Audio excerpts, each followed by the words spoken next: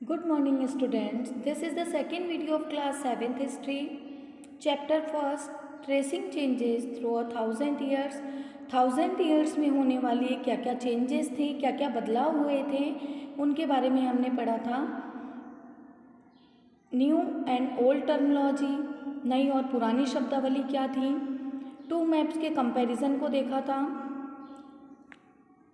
और कुछ टर्म्स देखी थी जैसे कि फॉरेनर, पेज नंबर 4.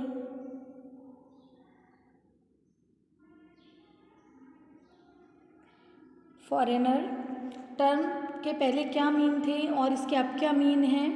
फॉरेनर को हिंदी भाषा में परदेसी और पर्शियन लैंग्वेज में अजनबी कहा जाता था. एक सिटी ड्वेलर के लिए फॉरेस्ट ड्वेलर फॉरेनर थे. हिस्टोरियंस अपनी इन्वेस्टिगेशन स्टडी के लिए डिफरेंट सोर्सेज को यूज़ करते थे. You will notice some continuity in the sources used by historians for the period study of this period. They still rely on coins, inscriptions, architecture and textual records for information, but there is also considerable discontinuity. इस period के study के लिए historian जिन sources को use करते थे उनमें कुछ ऐसी बातें भी हैं जो कि पहले से ही चली आ रही हैं. The number and variety of textual records increased. They still rely on coins, inscriptions, architecture and textual record for information. Historians आज भी इंफॉर्मेशन को कलेक्ट करने के लिए कॉइन्स जो सिक्के होते हैं, इंस्क्रिप्शंस जो कि हार्ड सरफेस पर कार्व करके लिखे जाते हैं, आर्किटेक्चर भवन निर्माण जो स्थापत्य कला और रिटर्न सोर्सेज पर डिपेंड थे. But there is also considerable discontinuity. The number and variety of textual record increased dramatically during this period. They slowly displaced other types of available information. Through this period, paper gradually become cheaper and more widely available. But कुछ चीज़ों में अभी भी discontinuity है, कुछ चीज़ें अभी भी काफ़ी भिन्न हैं. इस पीरियड में टेक्सचुअल जो रिकॉर्ड थे अब उनकी संख्या काफ़ी ज़्यादा बढ़ती जा रही, जो लिखित सामग्री होती थी वो काफ़ी बढ़ती जा रही थी. अदर टाइप्स के जो भी अवेलेबल सोर्सेज थे हिस्टोरियंस उन्हें कम यूज़ कर रहे थे. The value of paper. Compare the following. In the middle of the 13th century a scholar wanted to copy a book but he did not have enough paper. 13th century के middle में कोई scholar, अगर कोई विद्वान एक book की copy करना चाहते थे तो उनके पास इतना पेपर नहीं था कि वह किसी बुक की कॉपी कर सकें. So he watch the writing of a manuscript he did not want dried the paper and used it.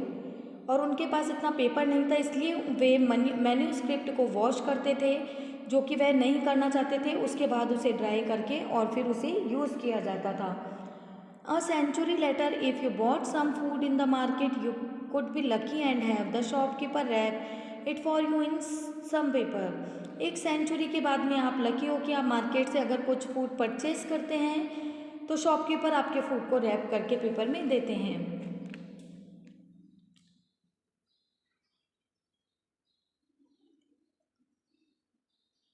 Through this period, paper gradually become cheaper and more widely available. इस पीरियड में paper ज़्यादा सस्ता और आसानी से मिल रहा था, उपलब्ध हो रहा था.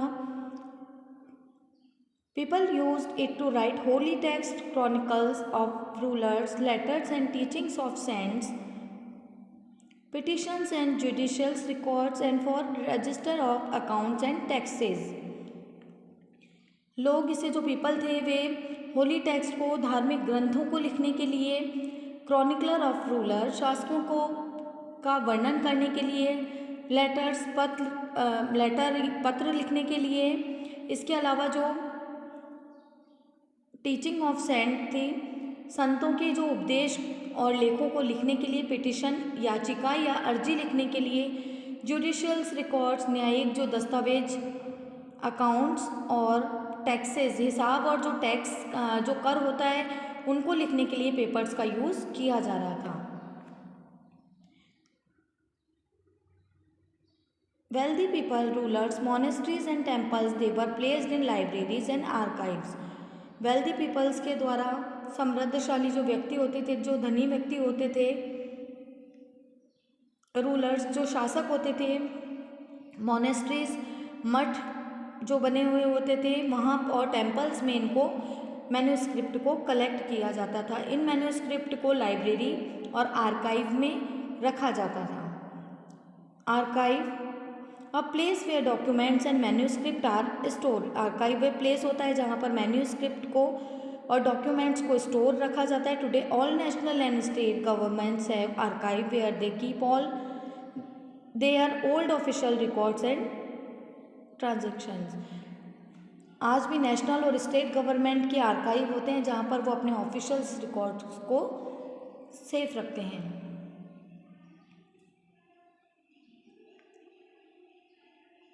These manuscripts and documents provide a lot of detailed information to historians, but they are also difficult to use. In manuscript और डॉक्यूमेंट से हिस्टोरियंस को काफ़ी डिटेल इन्फॉर्मेशन मिलती थी, बट इन्हें यूज़ करना काफ़ी डिफ़िकल्ट होता था, बहुत डिफ़िकल्ट होता था इन्हें यूज़ करना। There was no printing press in those days. उस समय कोई भी प्रिंटिंग प्रेस नहीं होती थी। So scribes copy manuscript by hand. तो जो भी लेखक होते थे वह मैन्यूस्क्रिप्ट को अपने हाथों से लिखकर कॉपी किया करते थे। If you have ever copied A friends homework you would know that this is not a simple exercise. अगर आपने कभी अपने फ्रेंड के होमवर्क की कॉपी की होगी तो आप ये जानते हैं कि ये कोई सिंपल एक्सरसाइज नहीं है। Sometimes you could not read your friend's handwriting and are forced to guess what is written. कई बार आप अपने फ्रेंड की जो हैंडराइटिंग है उसे नहीं पढ़ पाते हैं और आपको मजबूर होकर एक आइडिया लेकर, एक अंदाज लेकर लिखना पड़ता है कि उस प्लेस पर क्या आना चाहिए। As a result, there are small but significant difference in your copy of your friend's work. इसी कारण से एक छोटा सा डिफरेंस आपके और आपके फ्रेंड के जो कॉपी आपने की है उसके वर्क में हो सकता है। दोनों की कॉपी जो की गई है उनमें कुछ डिफरेंस हो सकता है उनके वर्क में। Manuscript copy somewhat similar. Manuscript को कॉपी करते समय भी सेम ऐसा ही होता था एज स्क्राइब्स कॉपी मैन्यूस्क्रिप्ट। जब स्क्राइब जो लेखक हैं वे मैन्यूस्क्रिप्ट को कॉपी करते थे, they also introduce small changes, a word here a sentence there. कि जब जो स्क्राइब्स हैं वो मैन्यूस्क्रिप्ट को कॉपी करते थे तो वे उनमें स्मॉल चेंजेस करते थे, चाहे वो किसी एक वर्ड का हो या किसी सेंटेंस का हो। These small sentence grew over centuries. ये जो स्मॉल से जो चेंज थे ये कई सेंचुरीज तक धीरे धीरे बढ़ते गए।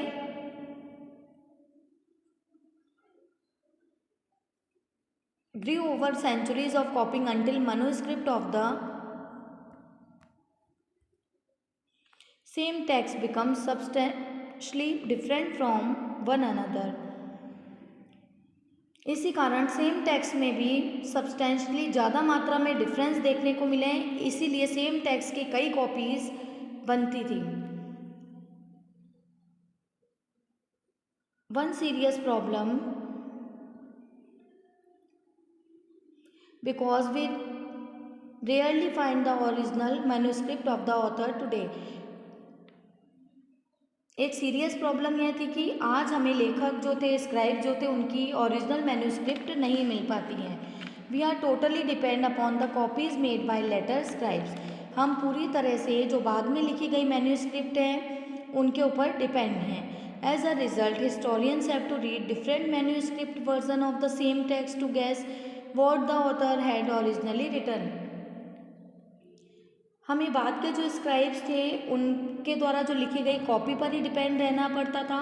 ऑथर ने ओरिजिनल क्या लिखा है इसका गैस करने के लिए, इसको जानने के लिए हिस्टोरियंस एक ही टेक्स्ट की डिफरेंट कॉपीज़ को स्टडी करते थे। On occasion authors revise their chronicles at different times. कई ओकेज़न पर ऑथर्स खुद भी अपने जो मैन्यूस्क्रिप्ट को रिवाइज करते थे, जो उनके इतिहास का वृत्तांत है उसमें काफ़ी बदलाव करते थे।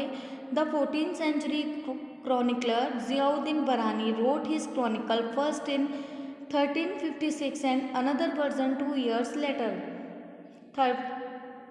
14th सेंचुरी के क्रॉनिकलर इतिहासकार जियाउद्दीन बरानी ने अपना फर्स्ट क्रॉनिकल, अपना जो इतिहास का जो उन्होंने वृत्तांत लिखा है 1356 में, और सेकंड वर्जन इसके 2 इयर्स बाद में लिखा था. The two differ from each other, दोनों एक दूसरे से काफ़ी डिफरेंट हैं. But historians did not know about the existence of the first version until the 1960s. But जो हिस्टोरियंस थे वह इसके फर्स्ट वर्जन को 1960s तक नहीं ढूंढ पाए थे, उन्हें ये नहीं मिला था. It remain lost in large library collection, यह एक बड़े लाइब्रेरी के कलेक्शन में यह वर्जन कहीं खो गया था. New social and political groups, इस टॉपिक को से हम आगे का जो चैप्टर है उसे नेक्स्ट वीडियो में कंटिन्यू करेंगे.